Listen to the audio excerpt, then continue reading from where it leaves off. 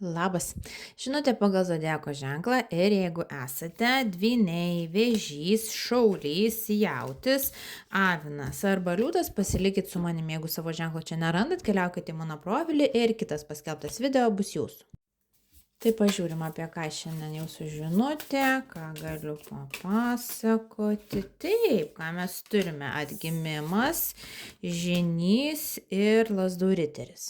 Jums šiandien kortos rodo patarimą ir prognozę. Visų pirma, patarimas. Jeigu turit klausimą, kažkokį probleminį ar sunkų, ar tiesiog klausimą, kurį reikia spręsti ir jaučiat, kad pats iš savęs, tiesiog žmogiškai, negalit visko sužinot, susitvarkyti, susižiūrėti ir gali reikėti pagalbos, tai tos pagalbos ir kreipiamės. Ir būtent pagalba, patarimas, informacija, pamokymas, nurodymas, nukreipimas atsitiks, įvyks, kai tos pagalbos pasiprašot, gaunat būtent tą, ką reikia iš to žmogaus, kurio ir reikia, ir galite pradėti judėti pirmin. Ir tada jau prognozė ir turim, kad tam tikras klausimas, kuris labai norit, kad pajudėtų ir pradėtų duoti naudą ir tam tikrą rezultatą, kad tas klausimas ir tas jūsų projektas, jisai galų gale pasiteisina ir pradeda veikti. Tai panašu, kad kuo greičiau kreipsitės pagalbos, kuo mažiau viską bandysit pasidaryti tik patys ir pripažinsit, kad mes visi ir esam skirtingi dėl to, kad vieni kitiems galime padėti,